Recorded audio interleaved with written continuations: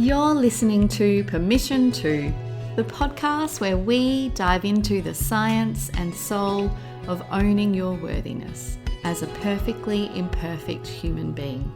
I'm your host, Sam Dew, psychotherapist, positive psychology coach, mama to a beautiful 5-year-old Amelie, and passionate advocate for living an inspired life. My aim is to show you that you have full permission to own your worthiness so that you can embrace your true nature and begin walking boldly toward your dreams. Let's dive in.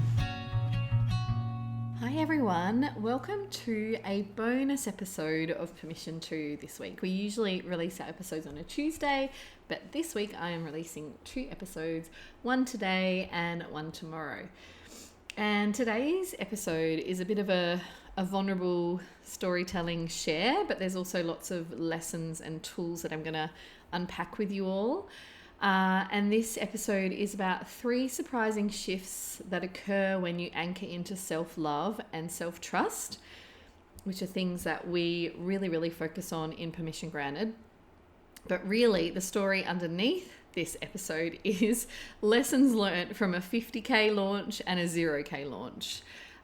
Because as many of you may remember, last year when I launched Permission Granted, so the 2022 round, which I actually kind of started selling into in like October, November 2021, I had just such a beautiful, easy, abundant launch that time in Permission Granted. And I'd actually had a newborn baby. Like Frankie was around 6, 7, 8 weeks old at that time. Like she was a real little bubba, which in some ways everyone's like, how did you do a launch with a newborn baby? I actually feel in many ways that, especially second time round, that stage was a little bit easier for my business than when she was older and sleeping less and on the move more and we were getting sick and all of those things. But so anyway, I'm going to tell you the story about those 2 launches and how I really anchored into self-love and self-trust to help me navigate both those, you know, that amazing kind of successful dream launch and then the really hard and not so successful launch. So the first launch, and I don't want to focus too much on the money because it's not about how much money I made in that launch. Obviously, money is important. I need to earn income in my business to keep showing up and to be able to keep doing this work. But I'm really mindful that when you say a 50K launch, it doesn't really, there's no space for the humans in the experience. So really what I was most celebrating was that there were 14 women who decided to join Permission Granted. And before, the reason it was such an easy launch is because Frankie was born in early December, and before she was actually born, I had 10 women who had already signed up to that experience. So I guess because I knew that I was going to have a baby and that I wouldn't be able to like throw loads into the launch in like January, February, I did a lot of like pre-launch kind of thing, and I just attracted so easily these 10 beautiful women who were like, yep, yes, I'm definitely in. I want to do Permission Granted next year. And that was such a great experience for them and for me because by signing up earlier, we got to do like extended payment plans. I gave them lots of like pre-work and beautiful bonuses that they could do. So it was a really great experience for everyone. And then, I had another 4 women sign up when I did properly launch it in January, February. And to bring in $50,000 of sales when you've got a baby and to be able to have such a spacious year where I was literally just running Permission Granted, and then I had a couple of one-on-one coaching clients, and like every second week I didn't book in any clients. Like that was just such a beautiful experience. And I did a lot of work with my coach at the time about like really grounding into that being like my new normal, that, you know, because before that I'd had some really rough launches and I'd had some times when I was really finding it hard. So I had that launch, and oh my gosh, like last year's Permission Granted was just a dream. Like the women in there, I get a lot of referrals, like women who have done Permission Granted telling their friends about Permission Granted. And so getting that word of mouth just meant that all the women that came in there were just just so beautifully heart-centered and a good fit for Permission Granted, because they had all been recommended by people that had already done it. So yeah, it was just wonderful, and yeah, it was a great start to the year. The second half of the year, as many of you may know, things went a little bit pear-shaped. I think like post-COVID in Perth, WA, where I was, we had our borders closed for a lot of COVID. There was like a lot of isolation, a lot of keeping kids home from school if they even had a runny nose. And I just think our immune systems didn't get exposed to bugs and germs as much as they normally would. And then I had a bubby, and like the borders opened and everyone was getting COVID in Perth. So yeah, of course we got COVID, but we also got gastro like 3 times. We got the flu. Frankie got hand, foot and mouth. Like, you know, Frankie in her first year of life compared to Amelie, her older sister, in her first year of life, like she just got so many bugs. And me as the mama, I was holding it all. I had a lot of support, but when you're sick, like a lot, you know, there's a lot of times when people can't really support you. And I kept getting all these bugs too. So my health was really struggling. My energy was really struggling, because I just felt like as soon as we got better, the next week we were sick again. So yeah, it was a really, really tough, like especially the final quarter of the year. And of course, what happened is that I really prioritize, and like I won't criticize myself for this, because I think we do what we need to do in certain seasons of our life to get by. And so what I did was I focused on my health, I focused on my children, and I focused on serving my clients that like I just adore supporting. And so that was prioritizing Permission Granted. That was prioritizing my one-on-one coaching. As a business coach would say to you, what I was really doing was only working in my business, not on my business. So I wasn't really focusing on marketing. I wasn't really focusing on growing my podcast or showing up consistently on social media. And so then really what they say about launches is actually about what you do in between the launching that makes the biggest difference. I know this is quite a business focused episode, but there's also a lot of inner work stories coming out of this. Anyway, so then when I went on to launch my lower cost experience, Worthy to Expand, which is like about 1/6 of the price of Permission Granted.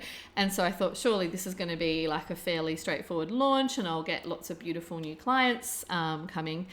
It was probably one of the hardest launches I've ever done. I was so grateful and so lucky that quite a few of my existing clients or past clients decided to come back. And I did attract one new one-on-one coaching client who also joined Worthy to Expand. But overall, it just felt like a really hard launch and yeah, financially not successful, or like something that you could sustain. If you did launches like that all the time, it would be really hard to be surviving as a business owner. And so of course I was gutted because I put a lot of work into my launches. But I knew that I hadn't been showing up before the launch as well as I would have liked to, and that I hadn't been focusing on my business. So like logically I knew that, but of course like my heart still felt really disappointed and really disheartened. But this is what I had a really, really interesting conversation with my mentor at the time. And I said to her, the thing is, I'm really disappointed with this launch. Like I really was hoping to get some new clients and to get to support some new beautiful humans. And I really love Worthy to Expand. Like it's such a beautiful kind of shorter way to work with me. And a lot of women would then go on to do Permission Granted as well. So it was just, very disappointing. Anyone in business will tell you like what it feels like when you try to launch something and you put a lot of energy into it and then no one's interested. It's hard, right? But this is where anchoring into self-trust and self-love, which are things we focus on constantly in Permission Granted, just served me so well, because I've seen so many women have a bad launch in business and just go, oh, that's it. It's not for me. I'm not doing it. I totally understand why, because it is hard, like energetically putting a lot of work into something. It's also not something you can control though. And so the 3 things that I really learnt and shifted because I was anchoring into self-trust and self-love as this launch wasn't working was, 1, I didn't make the launch mean anything about my self-worth or the way I viewed myself. And because I have been really working on detaching my self-worth from outcomes, this is something that like is starting to really, really come naturally for me. But I think it's something that I've had to do a lot of work on, because in society we are conditioned to, oh, I'm only good enough if I get an A, or if I'm the best in the gymnastics competition. Like we've really created this society where there's so much competition and so much focus on being the best that many of us, including myself, have attached our self-worth to success. So, a lot of women in that situation where they had a launch where they, didn't make any sales, would have gone, oh my gosh, I'm not good enough. There's something wrong with me. I mustn't be a good coach. Like all of that self-worth stuff would have come up. But I'm really proud to say that after that launch, my self-worth was still really rock solid. And I kind of almost, that's become my new normal. So I wasn't necessarily going to share anything about this, but my mentor said, Sam, do you know how huge that is? There are not many women who can, get that vulnerable, put themselves out there over and over again like you do when you're launching. And then when they don't get anyone saying yes to the experiences, just, still keep their self-worth rock solid. So that's something that I really want to celebrate and say that this is why this is something that we keep coming back to again and again in Permission Granted. The second thing I really focused on, and which I learned, was to treat myself with unconditional self-kindness. And what I mean by that is, like, obviously I'm a coach, I've got a psychotherapy background. I have always, like for the last 20 years while I've been working with women from all walks of life, I have always had a real focus on self-compassion and self-kindness. And then as I trained to be a therapist, I've learned to be really self-compassionate with myself. But I've definitely noticed in myself and in the women I support that it's so much easier, and I'm sure you can relate to this, it's so much easier to be kind to yourself when life is going well, right? Like when you wake up and you're having a beautiful day, or you're feeling really successful in whatever you're working on, of course you're probably talking to yourself pretty kindly, pretty compassionately. But the real test, and this is why I call it unconditional self-kindness, is when the shit hits the fan, when life gets hard, when something's not succeeding, when you're failing, or you're flailing, life's feeling rocky, things aren't working, like my launch of Worthy to Expand wasn't working and didn't work last year. That is when that unconditional self-kindness, it just bode me so well in that launch, because instead of beating myself up and going, oh Sam, you haven't done enough work, like you let mum life take over, or like instead of having that real critical, like beating myself up and maybe pushing myself, like come on, you've got to keep going, I did keep showing up for that launch. I was really proud of how I showed up, but I was really kind and gentle with myself, like, oh Sam, this is feeling really hard, you're feeling really disappointed right now, and just like really talking to my inner child and making sure she felt safe and loved, even though it was a hard launch. And thirdly, the other thing that came out of this experience that I really want to talk about is focusing on what is in my control and what isn't. And I continued to keep taking imperfect action. And even after my launch, I was like, okay, there's a part of me that's like really fed up and like really disappointed, but I'm still going to keep showing up in my business. And so what I mean when I say focus on what is in your control is there's only so much in life that we can control. And a launch is a perfect example of that. Sometimes you just launch at the wrong time. People are paying off their credit card.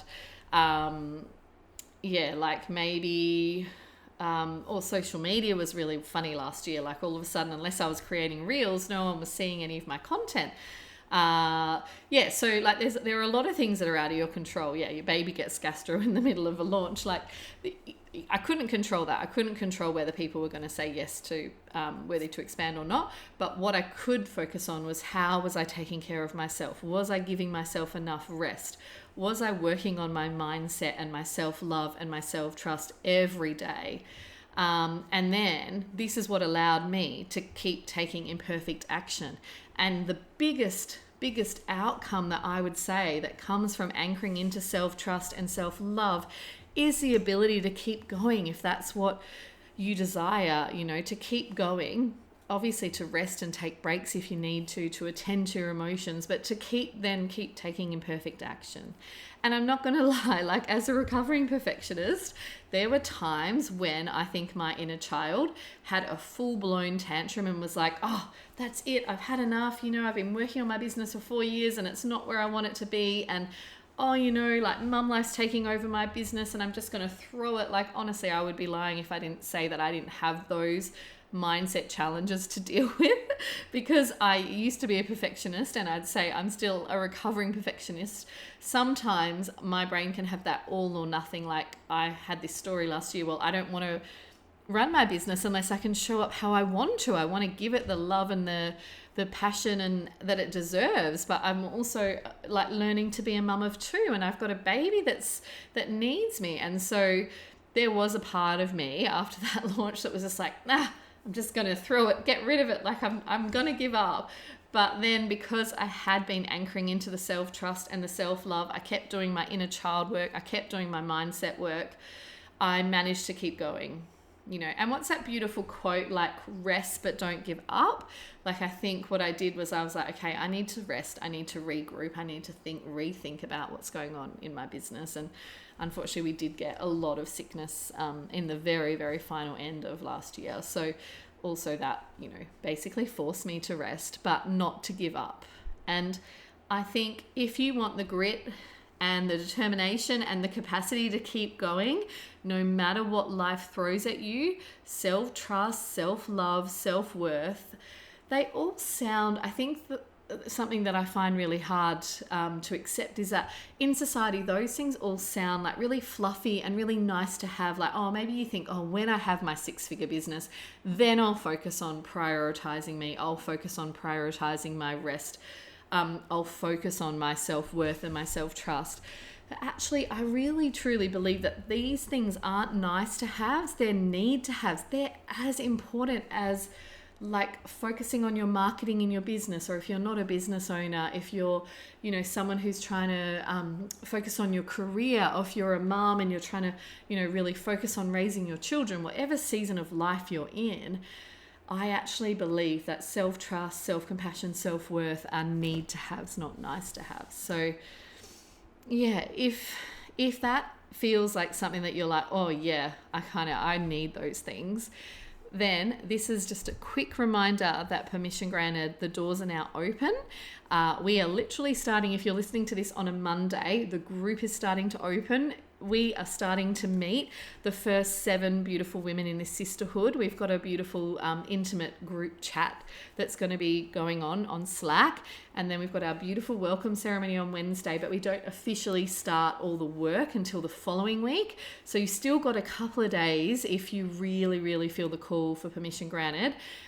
Reach out, send me a DM. I've got like a cheeky discount code that can get you access to last year's prices. We've put an extended 12-month payment plan because let's face it, like what's going on in the world is making it harder for some people to say yes to themselves and prioritize these experiences. So yeah, if you want either of those things, just send me an email or a DM. I'm really, really happy to have a chat with you to see if Permission Granted is a good fit for you. But either way, just an invitation to think about how can I start prioritizing and anchoring into self-trust, self-compassion, self-worth, and seeing them as just as important as all these other things that this glitzy, glamorous kind of coaching world throws at us. Like, yes, money is important. Business growth, Instagram followers, or what level you're at in your career, or how perfect you are as a mama. All those things, society makes us think they're important, but actually like self-trust, self-compassion, self-worth, you can't enjoy any of those things unless you've got self-trust, self-worth, self-compassion. So I'm going to close it off there. I've probably said those same words like 100 times in this episode, but that's because I think they are so, so important. Thank you so much for listening to today's episode, and I hope you enjoyed this little impromptu bonus episode, and stay tuned for tomorrow's episode.